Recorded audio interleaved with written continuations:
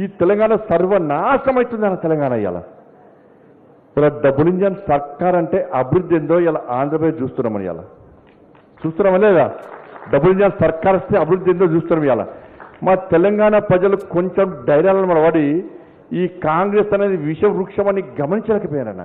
ఆ కేసీఆర్ అనే మూర్ఖుని యొక్క ఆ దౌర్భాగ్య పాలన చూసి, ఆ మూర్ఖత్వ పాలన చూసి, ఆ గడిల పాలన చూసి అటు ఇటు కన్ఫ్యూజ్ అయ్యి మనకు గుద్దాల్సిన ఓటు అటుకుతీరు. ఆ హస్తం మన భస్మాసుర హస్తంగా మారి ఇవాళ మన చేతిలోని మన వేలతోనే మన కన్నును ఓడ్చుకున్నట్టు ఇవాళ తెలంగాణ ప్రజలు భావిస్తున్నారన్న. ఆంధ్రప్రదేశ్ అభివృద్ధి చూసిన తర్వాత తెలంగాణ ప్రజల లోపల మార్పు స్టార్ట్ అయింది. గెలిచినాక బాగా దెబ్బలు చేసుకుంటారు వాళ్ళు. గ్రామ పంచాయతీ ఎన్నికల్లో ఎవరు గెలిచినా గంప కింద గమ్మీరు మా కాంగ్రెస్ పార్టీ అంటున్నారు. గంప కింద ఎవరు గెలిస్తే గంప కింద గమ్మీరు. ఇప్పుడు ప్రజలు సింబల్తో ఓటేస్తే కాంగ్రెస్ పార్టీ సింబల్ లేకుండా ఓటుందని చెప్పి ఇవాళ మళ్ళా ఎన్నికలు నిర్వహించడానికి కాంగ్రెస్ పార్టీ భయపడుతుంది. ఇవాళ మీ అందరినీ స్ఫూర్తిగా తీసుకుంటామన్నా.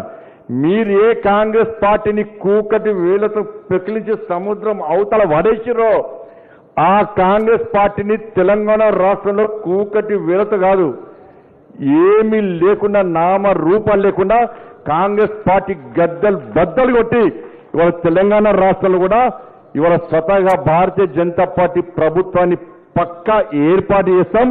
ఇలా డబుల్ ఇంజన్ సర్కార్ అయితే వస్తే ఏ విధంగా ఆంధ్రప్రదేశ్ అభివృద్ధి చెందుతుందో అక్కడ తెలంగాణ రాష్ట్రంలో మిమ్మల్ని స్ఫూర్తిగా తీసుకొని ఇలా డబుల్ ఇంజన్ సర్కార్ను తెలంగాణ రాష్ట్రంలో పక్కా ఏర్పాటు చేస్తాం.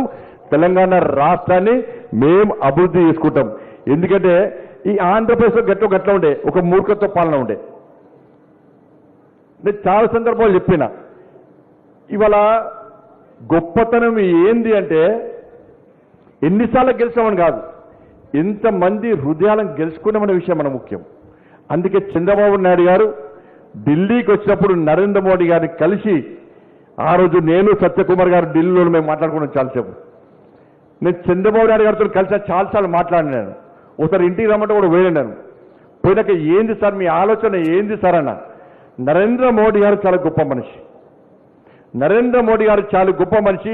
దేశాన్ని అభివృద్ధి చేస్తున్నాడు, ఒక శక్తివంతమైన భారతదేశంగా తయారు చేస్తున్నాడు. కాబట్టి అటువంటి ప్రభుత్వం దేశంలో ఉండాల్సిందే అని చెప్పి చంద్రబాబు నాయుడు గారు ఆ రోజు నాకు చెప్పినప్పుడు, సార్ మీరు కూడా అభివృద్ధి చేశారు, అభివృద్ధి కాముకులు మీరు, అనేక ఒక ప్లాన్ ఒక విజన్తో ముందుకు పోయేటువంటి నాయకుడు చంద్రబాబు నాయుడు గారు చెప్పి సమాజంలో ఒక పేరుంది సార్, కాబట్టి మీరు కూడా రావాలని చెప్పి ఆంధ్రప్రదేశ్ ప్రజలు కోరుకుంటున్నారు.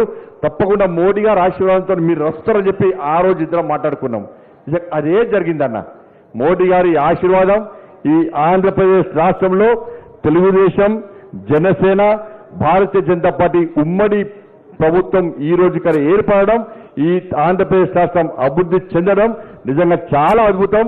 రాబోయే రోజుల్లో కూడా ఆంధ్రప్రదేశ్ రాష్ట్ర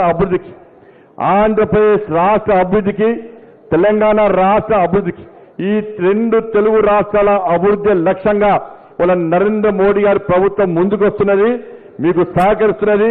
తెలంగాణ రాష్ట్రంలో కూడా అభివృద్ధి కార్యక్రమాలు జరుగుతున్నాయంటే కేవలం నరేంద్ర మోడీ గారి ప్రభుత్వం ఇస్తున్న నిధులు తప్ప రాష్ట్ర ప్రభుత్వం ఒక్క పైసా ఇస్తలేదు.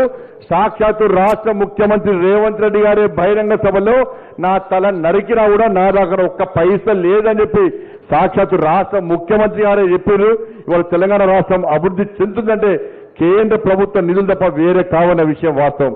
కాబట్టి ఆ మహనీయుని స్ఫూర్తిగా తీసుకొని ఆ మహనీయుడు ఏ లక్ష్యం కోసం, ఏ ఆశయం కోసం ఈ దేశాన్ని పాలించుడో, ఆ లక్ష్యాన్ని మనకు అందించుడో, ఆ లక్ష్యాన్ని నెరవేర్చే దిశగా నరేంద్ర మోడీ గారి నాయకత్వంలో ప్రతి భారతీయ జనతా పార్టీ కార్యకర్త భారత్ మాతాకి జై అంటూ, జై శ్రీరామ్ అంటూ గర్జిస్తూ గాంధీస్తూ కాషాయపు జెండాను ఒక చేతిలో కమలపు జెండాను పట్టుకొని ఈ దేశ వ్యాప్తంగా భారతీయ జనతా పార్టీని ఇంకా శక్తివంతంగా తయారని చెప్పి ఒక దృఢ సంకల్పంతో ముందుకు వస్తున్న తరుణంలో అందరం కలిసికట్టుగా ముందుకు సాగాలని చెప్పి ఈ సందర్భంగా మీ అందరికీ విజ్ఞప్తి చేస్తూ ఇంత మహత్తర కార్యక్రమాల్లో పాల్గొనే అవకాశం రావడం నిజంగా చాలా అదృష్టం.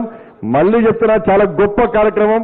ఈ గొప్ప కార్యక్రమం ఇంత పెద్ద స్థాయిలో విజయవంతం కావడం నిజంగా చాలా మంచి అరుదైన విషయంగా నేను భావిస్తూ మీ అందరికీ హృదయపూర్వక ధన్యవాదాలు తెలియజేస్తూ ముగిస్తున్నాను. భారత్ మాతాకి జై.